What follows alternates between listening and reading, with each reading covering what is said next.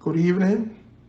My name is Lawrence Totteman, and I want to invite you or welcome you to the show today.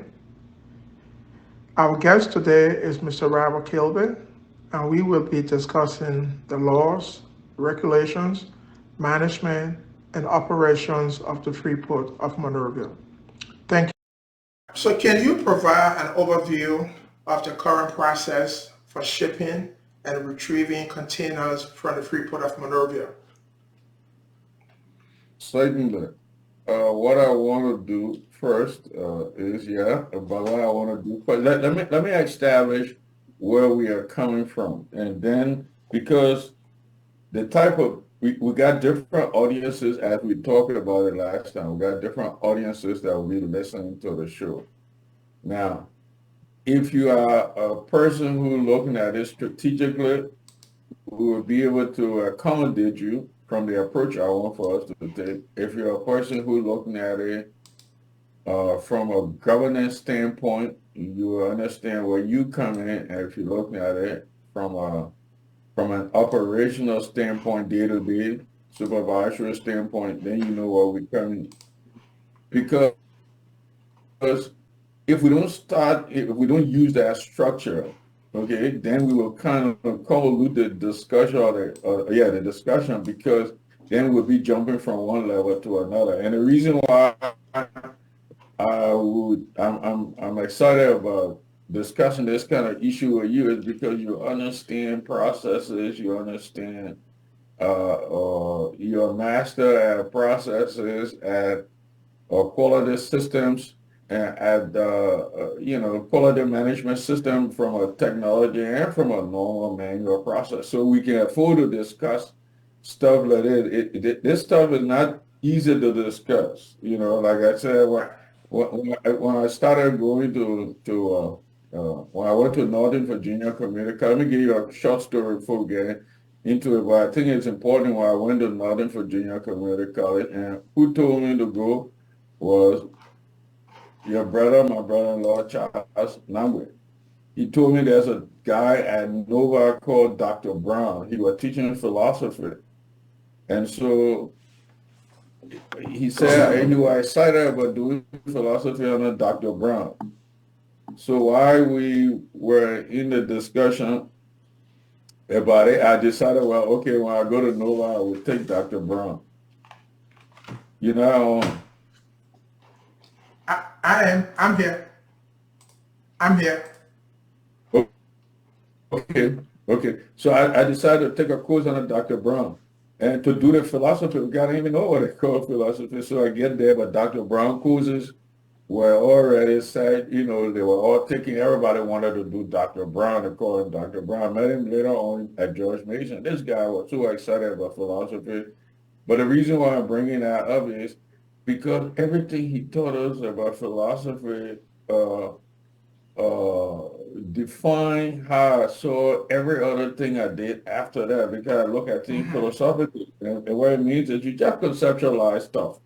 So, for example, you talked about you being in the Navy, and for you to get from the Navy to get to where you are meant that when you were in the Navy, you didn't look at the Navy from a day-to-day activity. You had to have looked at it from a strategic standpoint in order for you to gravitate from where you were as an operational guy. Why everybody else thinking, oh, we in the Navy, we're going there, we're getting paid, we're going to go to school.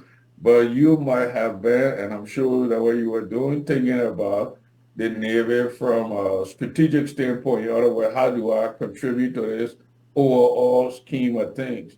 So as we go through this discussion, we want to look at it in that light. That means, like we said, the basis is the first to look at it strategically, and then you start to look at the laws and regulations that govern the port. Because if you don't go in that order, and then you look at what a port has processes, and then you define the processes, and then you come to find out whether they really have procedures and things to follow.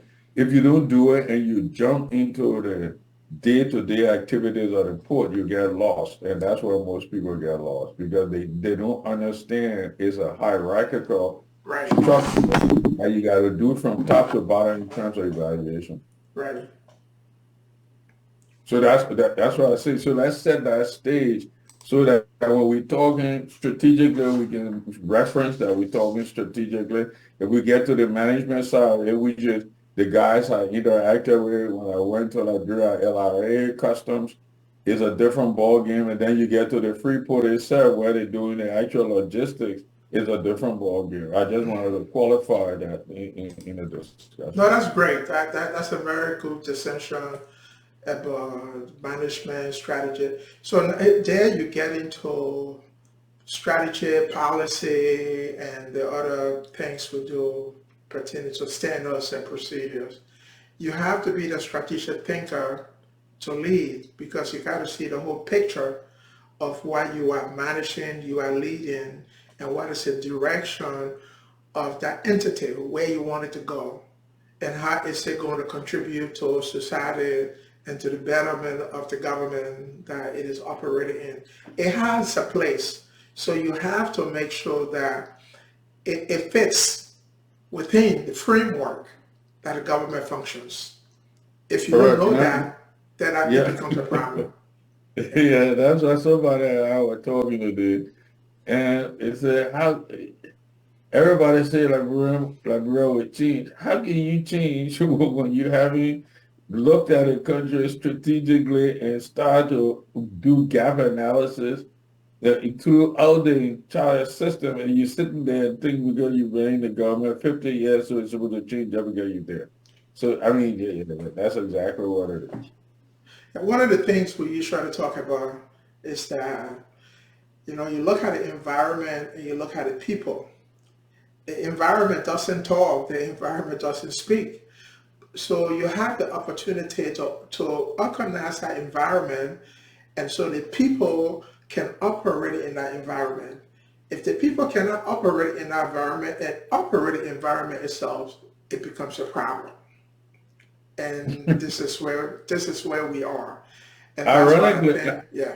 ironically, not cutting you off, but ironically, I did a script, and the way I went was laws and regulations. Okay, then from laws and regulations, I said you gotta understand your operating environment, and that operating environment is critical. That's what you just referred to because you got to understand the laws and regulations first. But Yeah. then, after you understand, because the laws and regulations create an entity, okay? Hmm. Statute create entities. So if you're talking about government, laws and regulations created all administrative. If you're talking about agencies, laws and regulations created all the agencies. If you're talking about businesses, law and regulation created businesses. Take for example, and not to deviate, but just to put us on that course of understanding where we're going. Uh, if you're talking about law, you got to talk about laws and regulations first, because, for example, I'm wondering people in Liberia don't understand that the same type of entities, business entities we had 50 years ago still exist. Okay, for example, if you go to Liberia, they will say you got to have a partnership. They call a limited liability partnership, whatever the form of, in other Hmm. words, the form of business organization.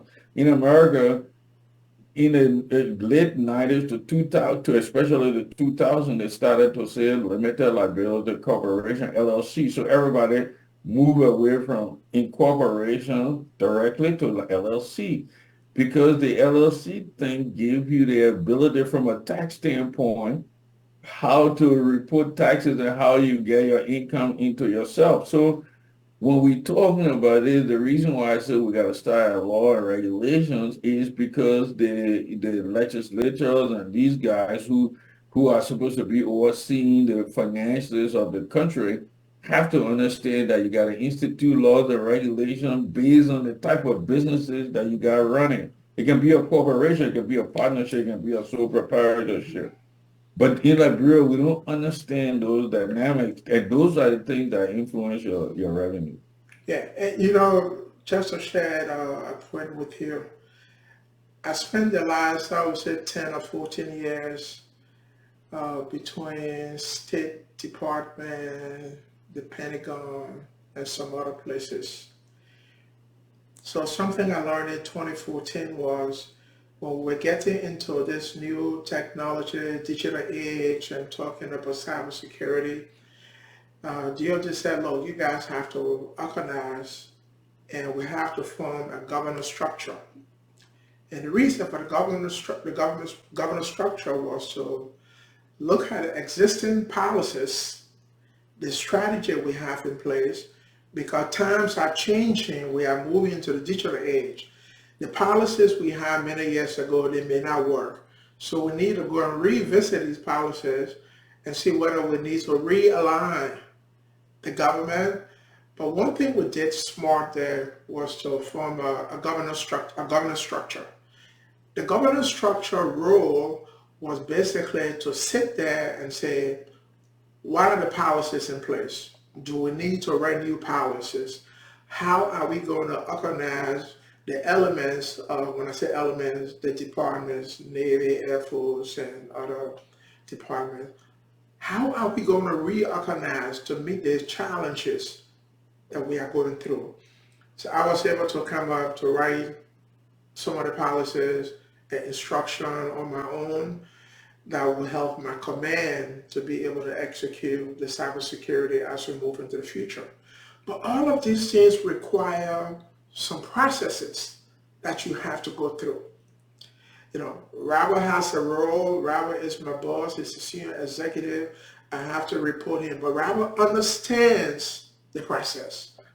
He is not just a guy that will pick up and put in that position. He has been in that position for many years, and he understands how the government functions. So when I come to report to Robert, Robert understands exactly what he's talking about, and he understands what I'm talking about.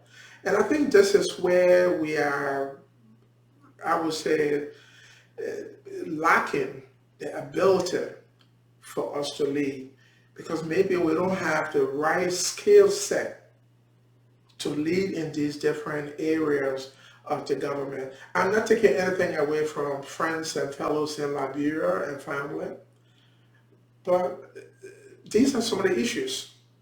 And like the Freeport we are talking about here, it's an issue. And how can we help to move it? You are very experienced, you went through the process, so you are able to describe what you went through. So let me let you continue talking and let me keep quiet. Yeah. Okay. Yeah. Okay. Thanks. But in fact, as I said before, let's start with what the Freeport was intended to be, according to my understanding. And I always wonder why Liberia's port, major port, was called a Freeport, and if you go every other country, Ghana and all of them, they don't call them free ports. But the concept I heard, my understanding is about a free port was, and if you remember during the Tolver administration, they had developed right by the Freeport. It's called the Monrovia Free Zone, the Free Zone. Now, I did a Freeport. I did an audit. My company did an audit of the Freeport when I was in Liberia after we got the Lone Star contract. We did an audit of the Freeport, so I understand that entire Freeport operation, and that was the reason why when I went to to customs, I kept on telling them that I understand this whole process. Besides being an auditor of the Freeport, we did an audit. I was auditor general, so I understand the whole system. So I don't know if these guys really did, but they got reckless disregard for people anyway. But anyway, like I was saying, you start at the Freeport. Liberia Freeport was named the Freeport because it was a transient port. If you get into maritime business, they got certain ports called transient ports, or something similar to that. But basically, the concept is that they will bring in all these containers and they just take the containers and take them to different jurisdictions. And we were getting more money because everybody came from Ghana, everywhere else wanted to bring their goods into Liberia, and you become a transient port.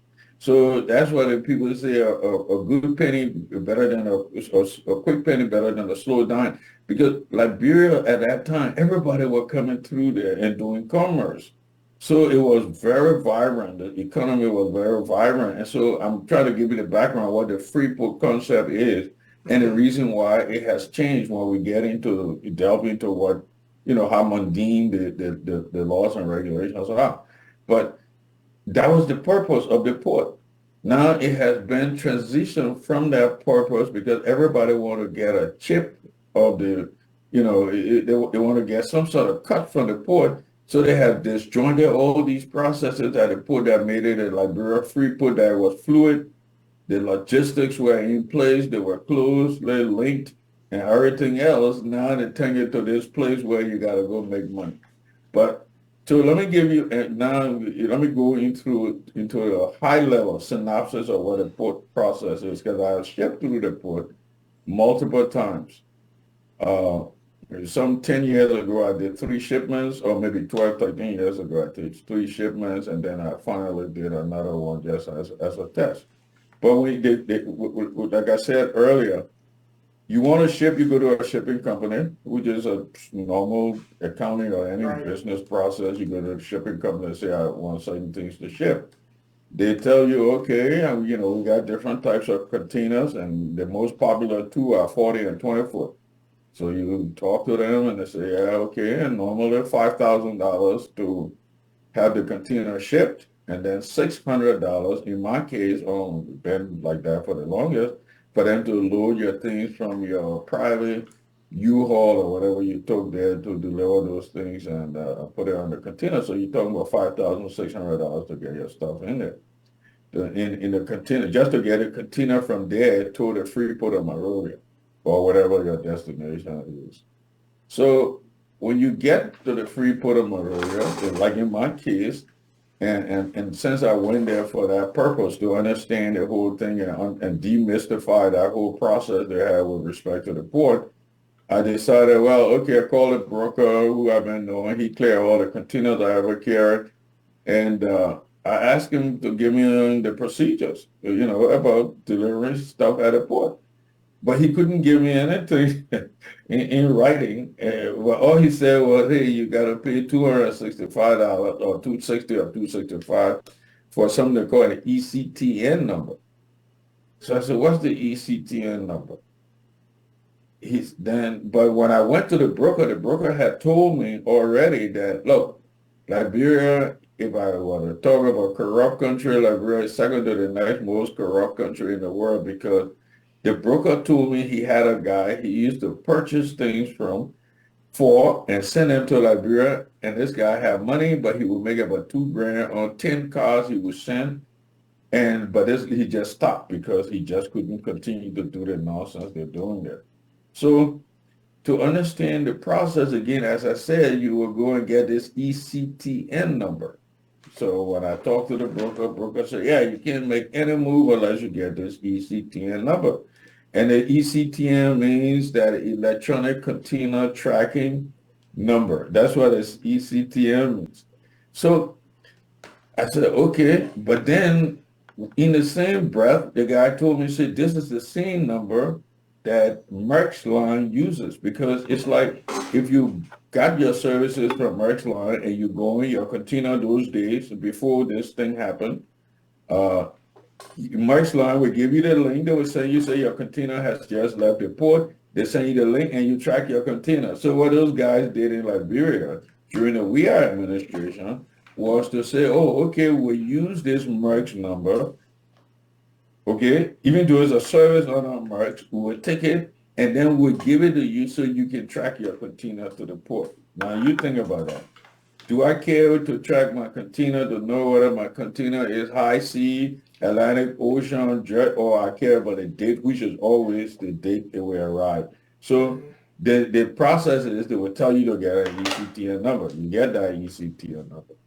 Next step, after the ECTN number, now you're trying to make sure that you go to Liberia and say, okay, I will be there because it's a 5-day grace period. Right. I will be in Liberia prior to the time the container supposed to arrive so I can pay all my fees and get everything done. All right. So you go through that process. You get down to the process and then you come to find out, oh, when I got in Liberia, Now they're saying something different. So the process is you will have send them a bill of lading.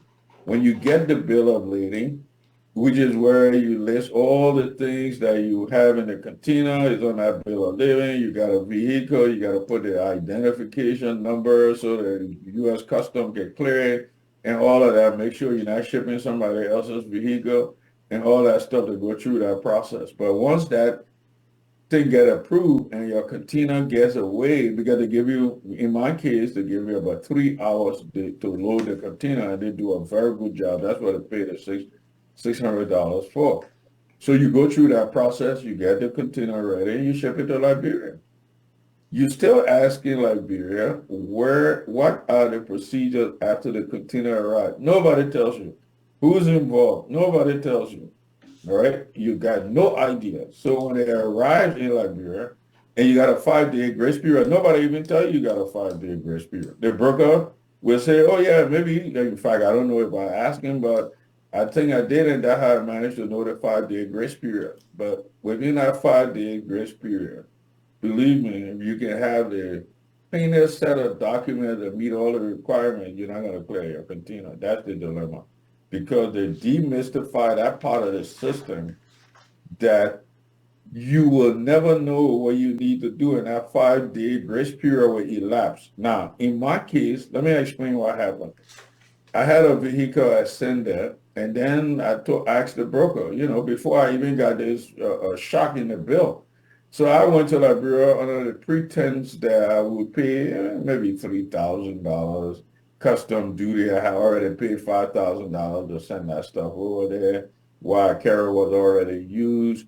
And they said they would do self-declaration, meaning, and then number you gave them, they would add 10% to it. I got no sense to it because you can give.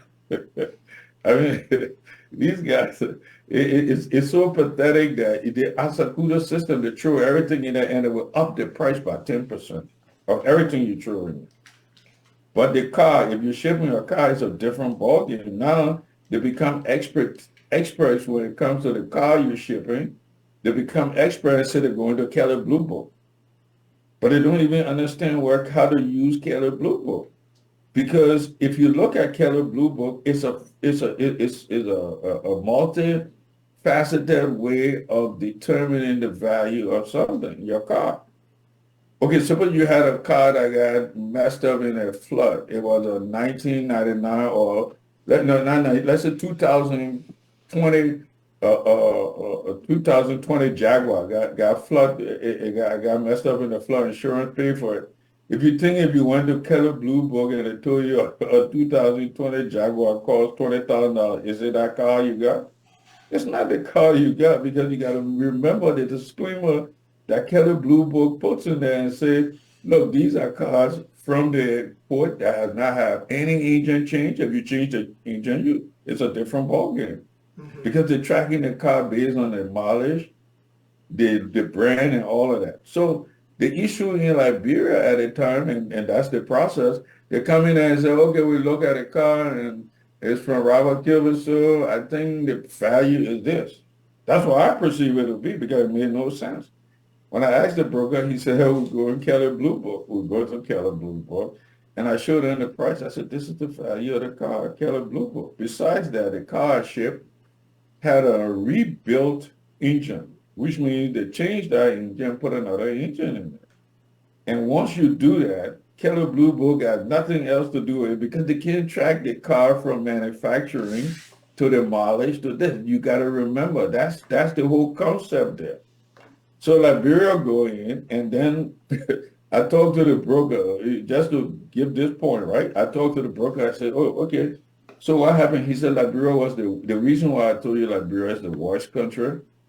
I said, why? He said, because I had this guy, okay, somebody who used to to lower the mileage of a car. When they want to ship it, right? You want to lower the mileage, right? And it's because you want to make sure when the car get on the other side, that the value of the car is higher because the mileage is lower.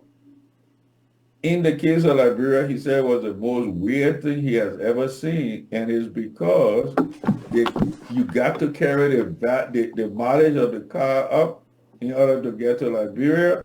And so if it's a brand new car you bought today, you carry the mileage up to 200,000 miles to get in Liberia, and then they will say, oh, you don't have to pay much, even though it's a 200,000. So it is a complete fallacy in the process. So just think about that assessment.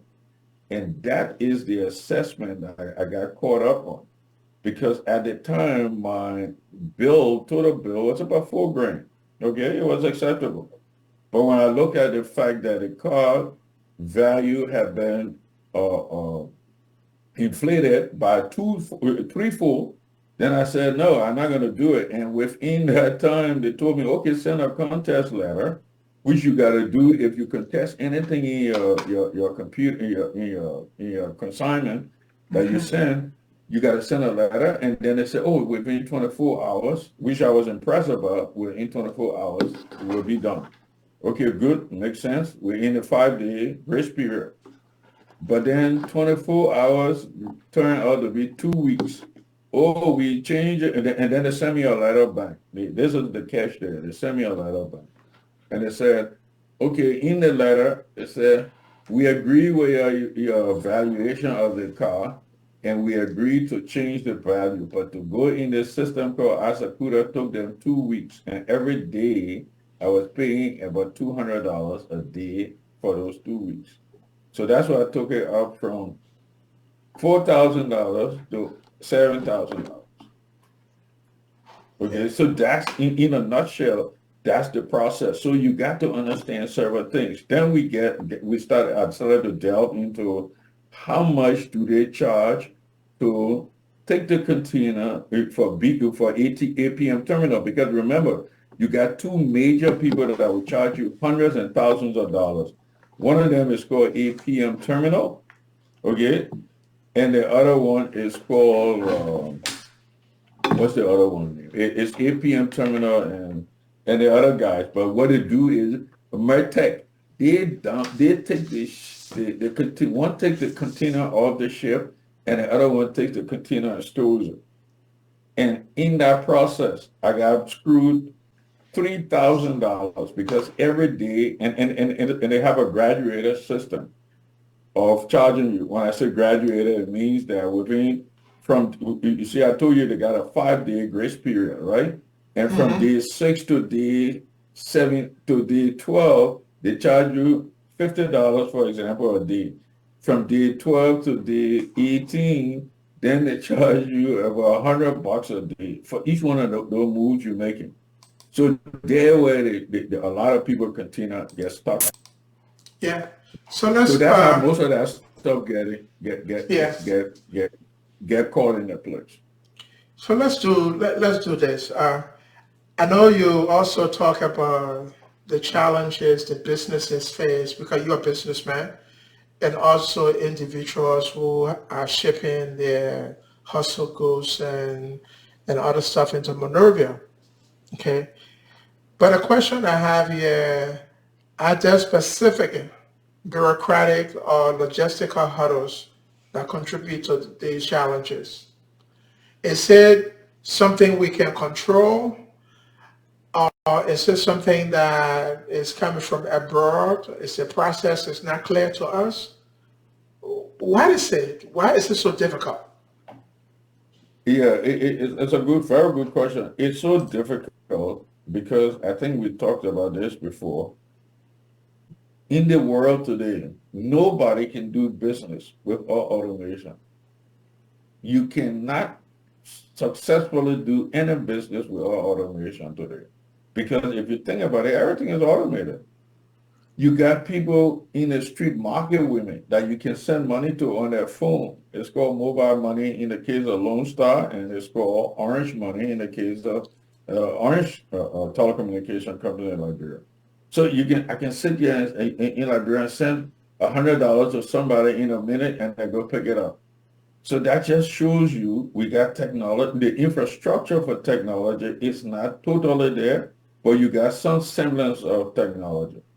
So what does that do? It gives you the opportunity to be able to say, okay, if we can do this thing in an automated fashion, just think about that. If in Liberia, in fact, one of the things that made the people answer when I was at a GAC was when I decided, oh, when I got in Liberia, I didn't know they had an infrastructure where you got a bank account.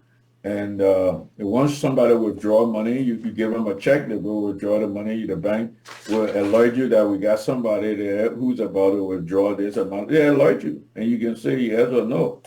I mean, imagine that. So it's just telecom, it's just the internet, proliferation of the internet. But what I'm saying is that you have the opportunity to do what you need to do, and there's no way you can use a manual process. If you look at every place you go in Liberia, they got paper documents.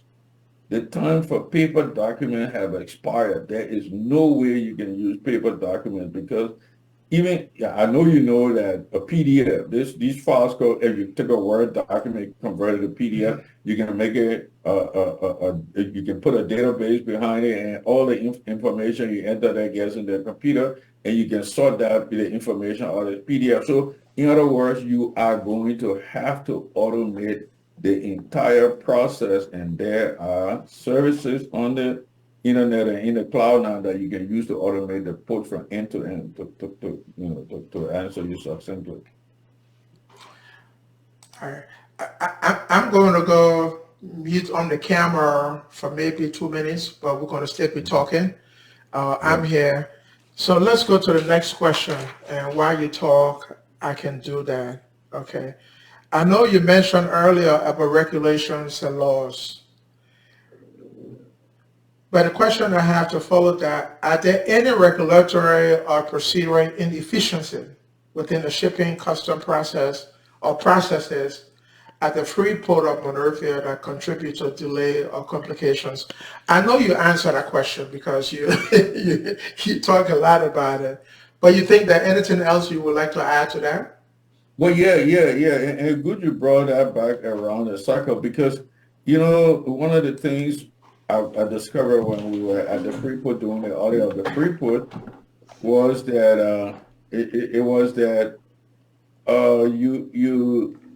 the Freeport of itself had a board. The Freeport, every public corporation in Nigeria has a board. And they're called state-owned enterprises like RIA, LPA, NPA, and so on. So those guys sit there and they just go to board meeting, make laws about the board, but the legislature has never passed laws to be able to run those institutions. It's so behooving that these guys are not getting into the process. The legislatures are not doing their job.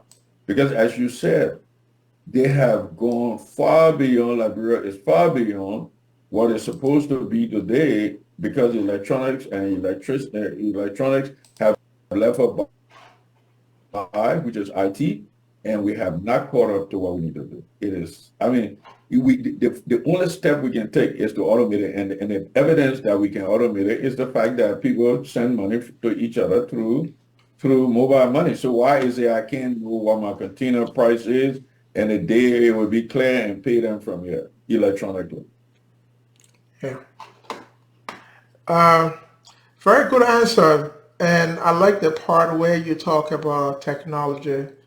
And the only thing that scares me now as we move into the future with technology is the vulnerability that Liberia is going to face when it comes to the digital age. I think hopefully some of our lawmakers will have the opportunity to watch this or to even listen to it.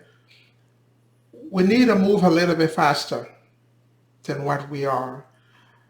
I do a lot of good stuff where I am and what I do. I advise folks on the future of technology, and I spend a lot of time in writing up a cybersecurity and some of the challenges we face now and we're going to face in the future.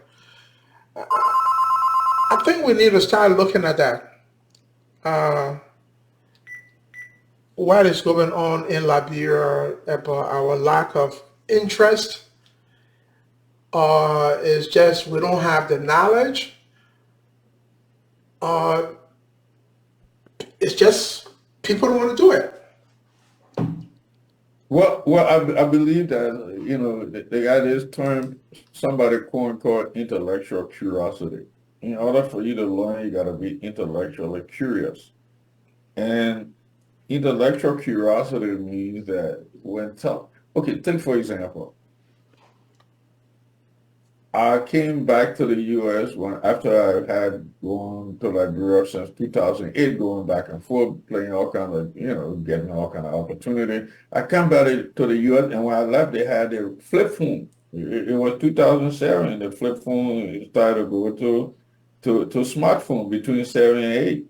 So I get back and then I got to understand the entire cloud technology, infrastructure as a service, software as a service, infrastructure as a service, database as a service. So now you get to I got to find out that everything got disjointed from the technology standpoint. Because every time before that, every company had their own network. Okay, they had their own network, they had their own server hosted in data processing centers. And we who used to do IT auditing, we got to go to your data processing center and we look at your server, physical security around the server, then we got to go tap into it, all that kind of game.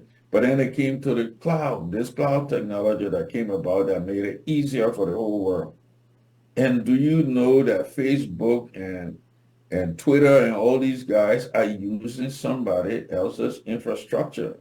That's why these kids are making billions of dollars because they are not owning the infrastructure. If you had to build your infrastructure like in the past, you will never be able to do Facebook or YouTube or all of these guys because you're talking about serious data center and disk capacity. But Amazon comes in and IBM come in and they put all these data centers around the world and make you connect and you can scale up whenever you want. So it has gotten to the point where Liberia has to be able to understand that there has to be an institution or an agency or bureau in the government that is called Information Technology and Electronic Communications. That group is supposed to be responsible for going and seeing what's happening in the world from an IT standpoint, e-commerce, a supply chain management, blockchain, all of this, and social media, people making millions of dollars, obviously see how they can recoup money. But the tax system is so mundane, and the people in the legislature don't even know what I'm talking about. So you got to be able, from the executive standpoint, is to put a committee to it. And Nigeria, imagine as advanced as Nigeria is, they're just trying to put something called an ICT project to get a department or an agency in the Nigerian government that's exclusively responsible for the data mining of all the government data. You see? So because if you put in an ICT, a group, a bureau of ICT, all your job is, okay, let's look at e-commerce, see who's making money from mobile money, what the taxes will be levied on it. Let's look at people sending money from overseas, somebody paying, bank collecting. I mean, nobody even understands that. Look at the IT infrastructure. Everything is telecommunications. Who can And go in there and audit those things? So those are some of the shortfalls. you There has know, to be. I was invited to speak at an occasion a few weeks ago in Virginia Beach, and it's this place they call the Advanced Technology Center. So what they do, they have high school students that are interested in IT to spend, I would say 20 to 30% of their school week at this center. And these have 15, 16, 17-year-old kids that are learning how to write programs, how to hack into other people's system. And they wanted me to speak on the topic of cybersecurity and technology and where we are. Because I work for a very good company that we are involved in some of those new technologies. And I was shocked, Robert, sitting there and saying, where is Liberia We are not even thinking about the next generation. 10, 20 years from now, when most of us are off this earth, where will our country be? The investment. I think folks should start looking at, you mentioned ICT, something I spent a lot of time on, I wrote about. But we have to look at the trajectory of the nation and where we headed. We call it, say the train has left the station and we are still standing there waiting for the train to pick us up. And I think it's one of the reasons I decided to say, let me do this, get a few good people together like you, lawyers, doctors, so we can start talking to look at the situation and find a way, how can we help to move this forward? So I mentioned the ATC, the Advanced Technology Center, and I'm the only guy on the panel of color, and I talk a lot because I know what I'm talking about. And so the folks are Yeah, sitting there and looking at me with my accent and say, where is this guy from? correct. But it's the investment I've made in myself to understand the world and to understand technology and where technology is going. I think it is a duty for all of us, Liberians in the diaspora, to start thinking about the situation. Look at the Freeport of Monrovia. Very easy for us to get technologists in there to expedite the process. I don't even need to go get paperwork for the Freeport. I can sit at home and get a receipt that I have made a payment, that the truck has gone to pick up my container to go deliver my Correct. container. Correct. Yeah, we, Correct. we need some help. And the businesses, the Indians, the Chinese, and those folks, they go into Liberia to do business, and the cost of doing business gets high because they have to pay additional funds, bribe people at Freeport to get their goods and services.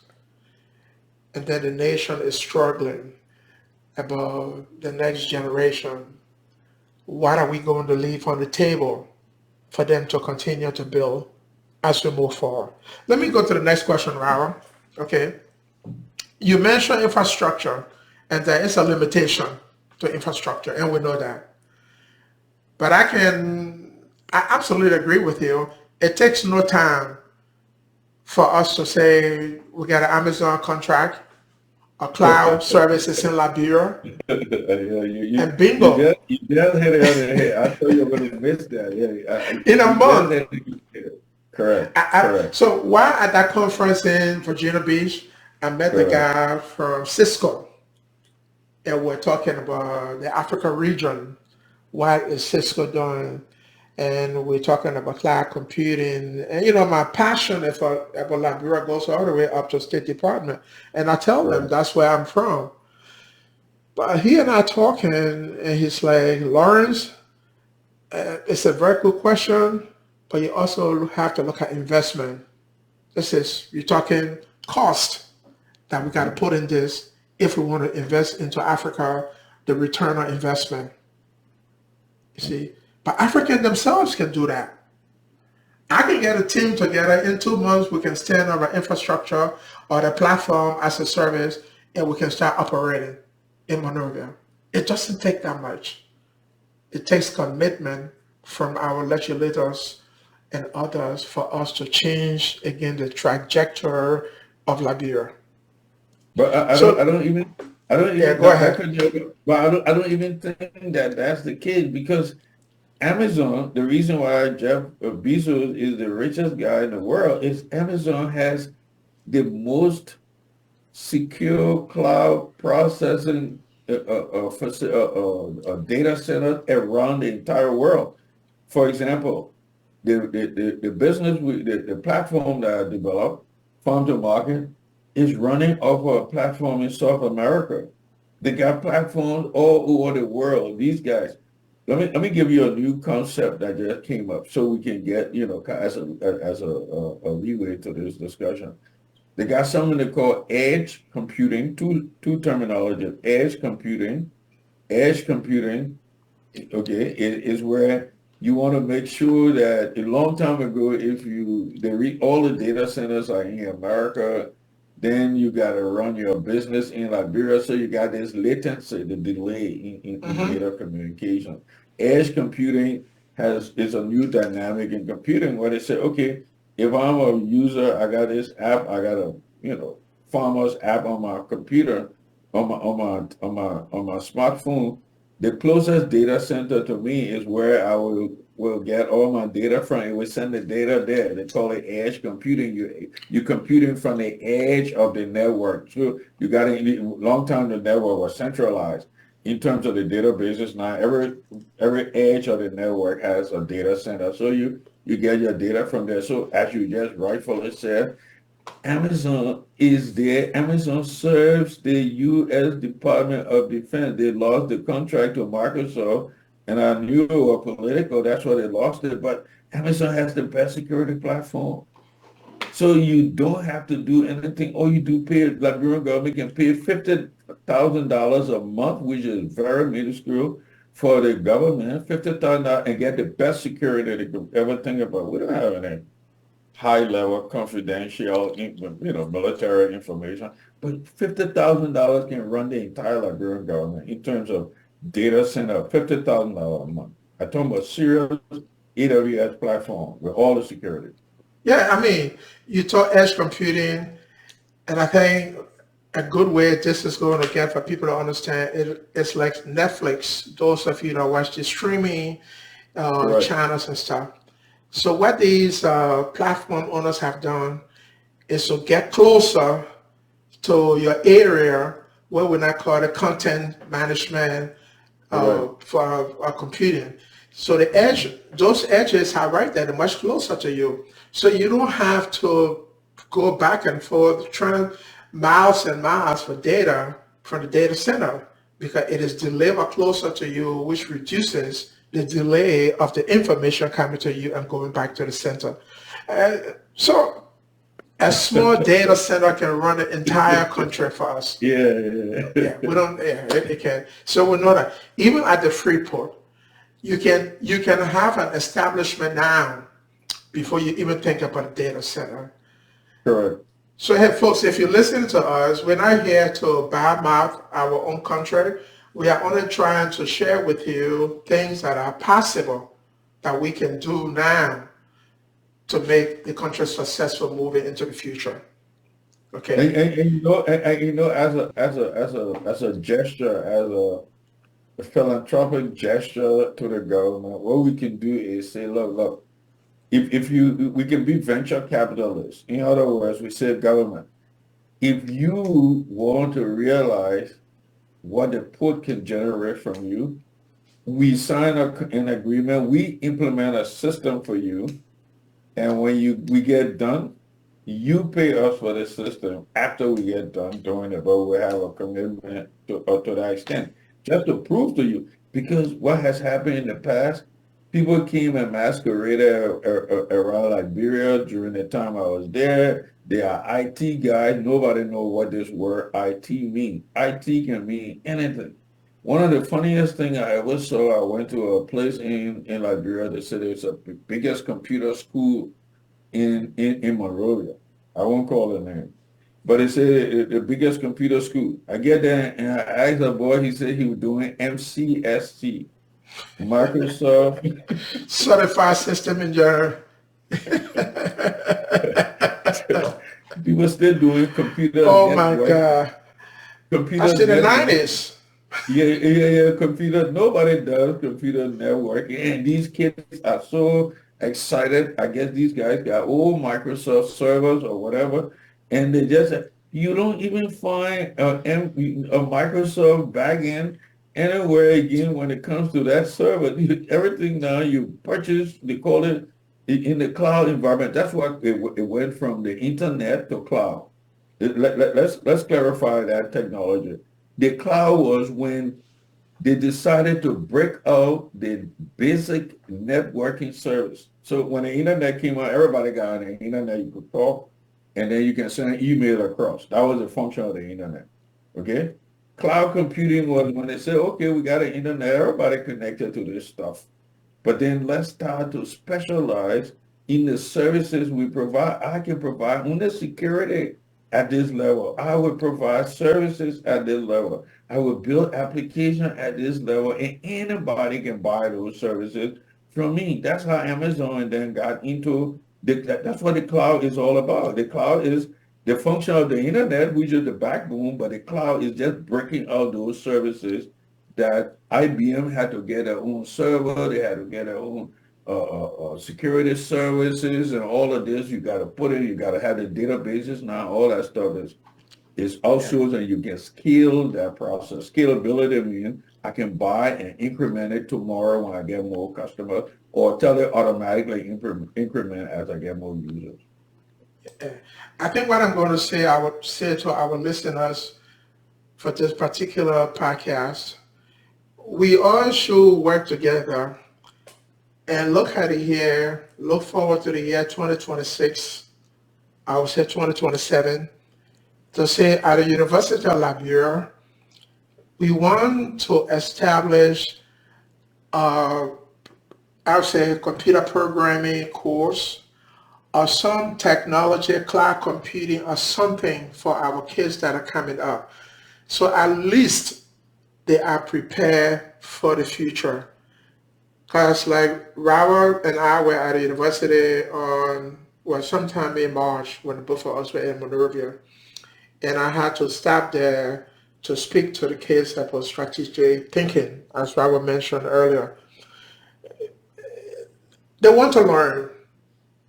They want everything you can give them. So I think, again, those of us in diaspora, the subject of discussion this evening on the Freeport of Monrovia, it is relative to everything we're talking about pertaining to technology.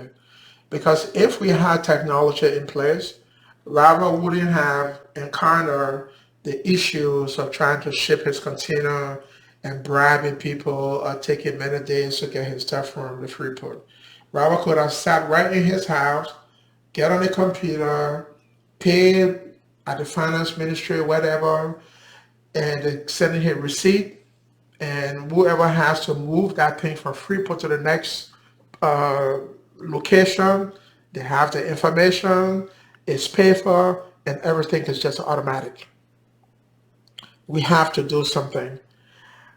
I know we sometimes want to say, well, criticize and talk about how we lack technology, but we are also careful and caring about the lack of knowledge.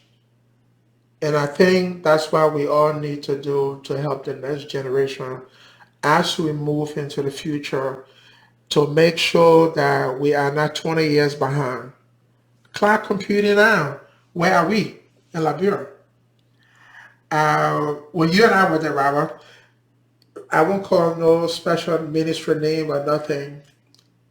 I was talking to some folks and they were communicating on government business on WhatsApp. And I said, what are you doing? He said, we're doing business. I said, you can do government business on WhatsApp. WhatsApp is not secure for you, but that's what it is.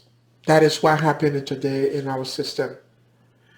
So it is important for us to have these discussions, to bring some experts on, to share their, some of the challenges they face, like what Robert had to go through at the Freeport.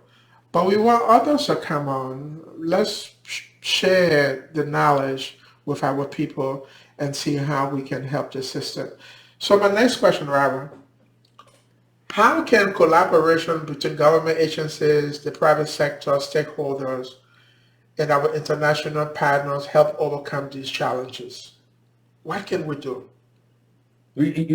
I think it comes to the honesty of the administration. If I had a first like you always say, I have first-hand experience working as Auditor General. Believe me, I went to over 300 meetings all day meetings, and you'll be surprised. All kinds of groups come in. What I observed there is that nobody is really in the interest of the country that goes to those meetings.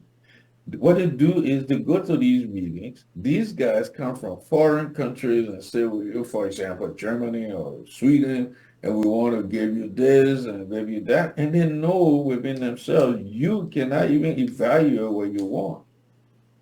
Okay? If you came and presented $2.5 million to me and say, okay, like they did $2.4 million for the General Auditor Commission, that when I couldn't spend a penny and they sent five old men to take to do it and say they were doing training, I would have taken that money, as I said, and put it into just serious infrastructure. And the World Bank gave us an infrastructure there, which was just a server unit and so on. But you will have to be able to, Liberia is known for them giving tons of money all over the world, but we never can show accountability. And I know why. Because you don't have the expertise to even determine what these guys are giving you money for. Imagine this thing called Asakuda. That system came in during the Ellen Sally administration. Nobody knows anything about that system. It has not been maintained. And what you were talking about in terms of cybersecurity, I wrote an article one time, and I talked about it even on my show, was, hey, suppose I went and like they implemented Asakuda. Those guys in Nigeria can be in Asakuda and turn it into Asakuda and change anything in that system.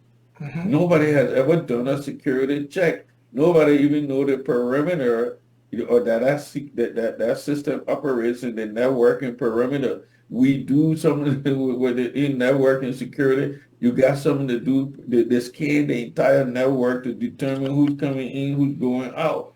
You have these systems, these Nigerian boys, and I don't, beat up Nigeria, but they're very smart and they can do it quicker than anybody else. They can turn it into your system. They implement it and go in there. You got no ICT group that said, okay, if you implement a system, let me go back in there and make sure that all the credentials are revoked during the development phase and all of this. You Yeah, said that. Are you kidding me?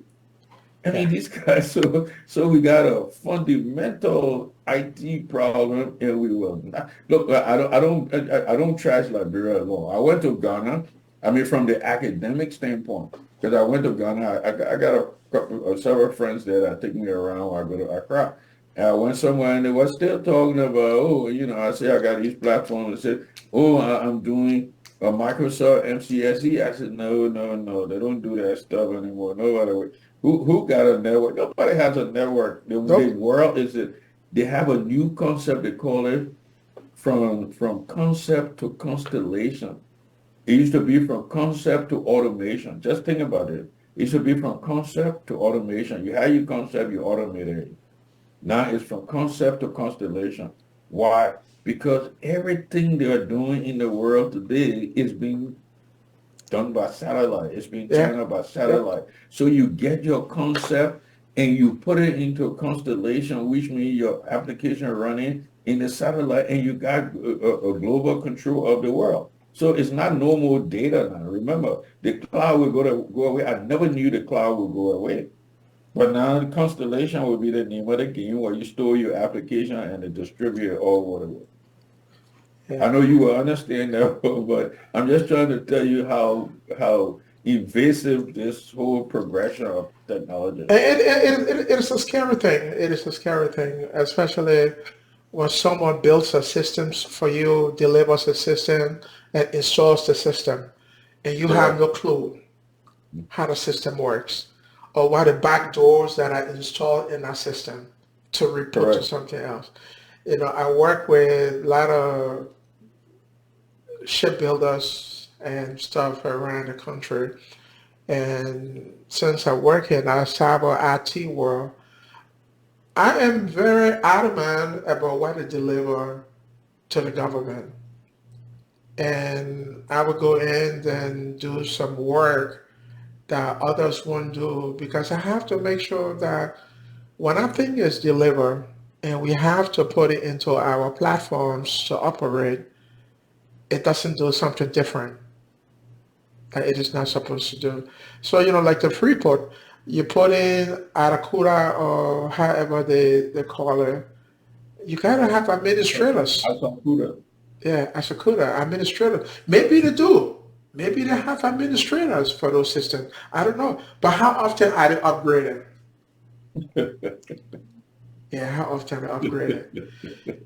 So this Freeport thing, we are not trying to come in and say, well, you should fire people or lose a job. All we're trying to show and tell you is that we need to change and come in with the information communication technology that can help us to manage, protect, secure, and generate revenue for the country. That's what we're trying to do. But just to buttress what you were saying, imagine folks coming in and saying Joseph Walker hasn't done anything. Joseph Walker cannot do anything because Joseph Walker doesn't understand how this whole system works, and he hasn't gotten to understand how these pieces work. So how can he do it? Oh, so you think sitting there, executive mansion, I mean, the system is going to work? No, it doesn't. So it's an unfair thing. On the one hand, yeah, you can say Joseph Walker should do something, but you really think Joseph Walker can stop what's happening at a Freeport by putting one man there on the top of the port? You got to change the entire process. Yeah. You got to change the system. If you don't change the system, Liberia cannot even no ministerial agency in Liberia can go on any auditor pass. Because the first thing is when we get in there as auditors, we ask you for your policies and procedure. You got to show it, your policies and procedure, and then how you approve to us you got policies and procedure. You don't have it. We know that. So this thing is, I mean, we just, the expectation is set so high that when you look at it, you just saying, look, yeah, imagine you go to the hospital and to meet the doctor, and all you do, the doctor just show up in a nice in a room and just prescribe something to you. You said, oh, okay. How you know what's wrong with me? Because you got to go through a graduation of things. You get it to check your weight. They go give you blood tests. They go give you your temperature test. They give you all this stuff. Then the doctor looks at those things to make the decision. Who had given the temperature test of these ministries to Joseph Walker so he can sit down and say, okay, this is the issue. Nobody's there to do it. So you got a fundamental infrastructural problem. And until you can get to that level, that's why we're advocating, if you remember the last time, for ISO 9000. Yes. ISO is an international organization that can come in and say, okay, we will come in there and annually or quarterly, whatever, and we will make sure every ministry has documented a procedure. That's their job. They want to certify that you got procedures, everything you do what you say what you do, and show me that you did it, and we go through that process. So when an auditor comes in, he can know, and you self would know whether you did something or not. So it's a documentation process, that ISO. But that's something I need to do, Robert. And I think I asked this question before when I was in Monrovia. And maybe they are there. Do we have policies and standards for the government? I'm assuming that these things are there. I could be wrong. Somebody, hey, correct me if I'm wrong. Send me an email, say, hey, Lawrence, you need to shut up. You don't know what you're talking about. But do we have these things in place? It's easy to find out because in the interest of transparency, the reason why people got website out is because to answer that question, the people have their website out. And if you ask in a company or in a business, go to go to State Department, go to Office of Management and Budget in America, go to Ghana, go to every other country. Every functionary has a website that explains. They will tell you the article in their constitution or their statute that created that agency. Just go to Ghana. I can send you. I can refer you to Nigeria. The central bank. They will tell you the act that created the central bank in Nigeria and how they operate and the functions of the central bank. Let me tell you, I have a platform called teledoctors.com. Okay, teledoctors. I'm trying to get my goal is for Medicare and Medicare CMS to be able to approve doctors doing telemedicine in Africa. But when I say telemedicine, I'm talking about just the video conferencing. You sit down and look at the patient. I'm talking about us having these electronic devices like Descom 2, Descom 3, and Free Libra all on the other end, sending the doctors information on this network that he can just sit there and diagnose you. You don't physically have to be there. I'm trying to, the platform is developed, next step to get to CMS to accept that because for insurance purposes and all of that stuff. So the technology is there. The fact is that I don't think Liberians really are willing to change their country. I don't think so. I really don't. Because if they change it, then no, there will be no more fraud. And the country thrives on fraud. Everywhere I went in Liberia, they asked me if I knew somebody where I was going. I mean, why does it have to be that? That I got to know somebody in that department to do it. And I can tell you the container situation, I didn't pay a penny. But that's why I ended up paying $3,000 more. Because I didn't pay anybody a penny. And I told them I won't pay anybody a penny. Yeah. You just said something that reminded me of an incident that occurred a few years ago in Monrovia. I think my sister had passed, and I went for the funeral. So I had to go to the embassy for something I needed to get into the computer system. And when I got there, the gentleman said, "So how can we help you?" So I took her my civilian ID card and tried to show it to him that I work for the government, blah, blah, blah. He said, "I don't really care. I don't really care who you work for. Just tell that guy who you are, your ID." And I said, "I don't want you to show me a driver license. That's what I want to see. I don't really care whether who you work for or what you do. It's just what you said. We got to serve our people. I don't need to know Robert is working at finance for me to get a piece of paperwork done. Robert is a civil servant, and his Correct. job is to serve the public." Yeah. But I just want to know whether we have policies in place. No, Um, no, we yeah. have lost track because that question is rhetorical because it means that's the reason why we are in where we're in because there's no policy in place, and so they want it to be no policy in place. So when you get into the place, then they expect for you. They make the policy as to go along. I met those guys at LRA and at Custom. I said, "You really think you work for the government or the Liberian people? Or do you think the Liberian people supposed to be?" I mean, they go in there like the people supposed, they are gods in those places. And they don't understand. And if you ask them in the policy, they will say, "Oh no, we send it to this place, send it to that place." I'm telling you, there are no policies and procedures. That's why I keep advocating for the ISO 9000. ISO 9000 is not like you bring in an auditor, he does the work today, and he goes back and he makes his money. No, the ISO 9000, those guys, as the United Nations standards, they will come in and say, "Okay, every ministry we expect for you to document everything you do here and make it visible for the world to know." If we don't do that, absent that, we got a serious problem. You can't go any further because every auditor going in there will issue a disclaimer. When we auditors issue disclaimer, that means nothing for us to audit. You got no control, so we can't But do you that. got even you have Liberians that understand the ISO 9000 or the 9001 or the 9002 that can also come in to do that work. Even if we can just take one ministry as a pilot Correct. and work on that, I think we can replicate that process across the rest of the ministries in Liberia, especially like if you go to the ministerial complex where you Hmm. have, I think, is education, agriculture, and few ministries Hmm. together. That Correct. would be the great pilot to run Correct. to see how we Correct. can do business from that point and help the government to move forward and be accountable and be Correct. accountable. But we still need the lawmakers Yeah, yeah, Just yeah, like yeah, laws.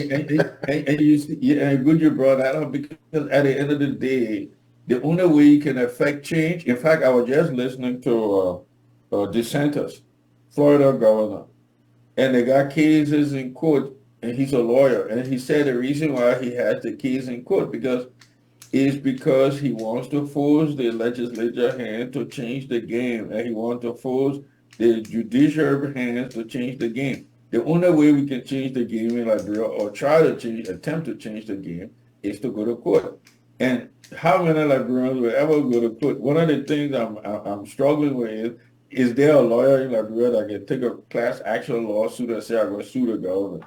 They got a way to shy away. They don't know that democracy is adversarial and the legal system here is adversarial, meaning that you got to have opposing attorney in order for the truth to come out and the judge or the jury make the decision. That's democracy. Yeah. But you can't say I'm a lawyer. I'm afraid. Oh, I bet you if I go to Liberia, I want to do. I call somebody. Well, I got a relative who's a lawyer and say, I will send you all the forms that we use to sue people in America, including the government. And so you can find the same form. So if you don't want to do it, I can sue the government myself. But nobody would take the case. I bet. I mean, I haven't tried it, No. but I can tell you they will not take it because everybody will say, I can't be the lawyer to sue the government. Yeah. They don't understand that process. They, No. they don't. Yeah. So that's where the issue is. So I don't want to hold you up too long. I know the questions I have, we already talked about a lot of the answers, like on transparency and accountability at a Freeport. We talk about that. It is just frustrating that we are in this bind and we can't get out of it so easily. And I think it's something all of us, Liberians abroad in the diaspora, we have to come together and see how we can help the country to move forward. And I will always say this as I run this podcast, it is our sacred duty to help them. Yeah, it is our sacred duty to help them. And I hope that the lawmakers, they will be willing to open their arms and say, hey, help us to move this forward. Well, let me ask Yeah. you a question just before you end. Do you think, I always ponder as to whether they have lawyers. In America, every lawmaker and their committees have lawyers, a team of lawyers that specialize in the area that the committees are in. I guess the reason why they don't craft laws in Liberia because they got no lawyers that represent the House of Representatives that specialize in these areas. So how do you implement computer laws or ICT laws? If the person doesn't understand the fundamentals, they're not they don't have any understanding of international telecommunication law. They don't understand domestic telecommunications. So how do they come up with laws? Yeah. It's a problem. That's an excellent comment, Mr. Kilby. That's a problem, and we know that. And some of those things we can have in in this forum because you see some of the behavior in the house in Liberia instead of focusing on the conversation we're having. People that are promoting different things that has no value to the nation. Yeah, it has no value to the nation. But I was just talking to a friend of mine today, Robert, and I think our next podcast is going to be on real estate. Yes, please. And he immediately said, look, I know a lawyer who is involved in real estate in Liberia, and he immediately put me in touch with a guy, so he will be willing to come and talk on the Correct. legal side Correct. of Liberian real estate. Why Correct. we why we run into so many issues about buying Correct. land and Correct. people reselling land. Yeah, I think it would be the most important thing we can do for now. I was going to yeah, suggest that earlier, but it is because that has stifled a lot of progress in Liberia.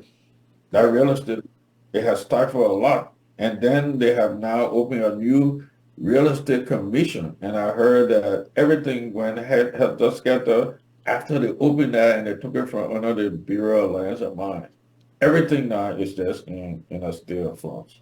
Yeah. So yeah, real estate should be the next pressing issue, and they will have to, the legislature have to do something to fix that real estate verification process.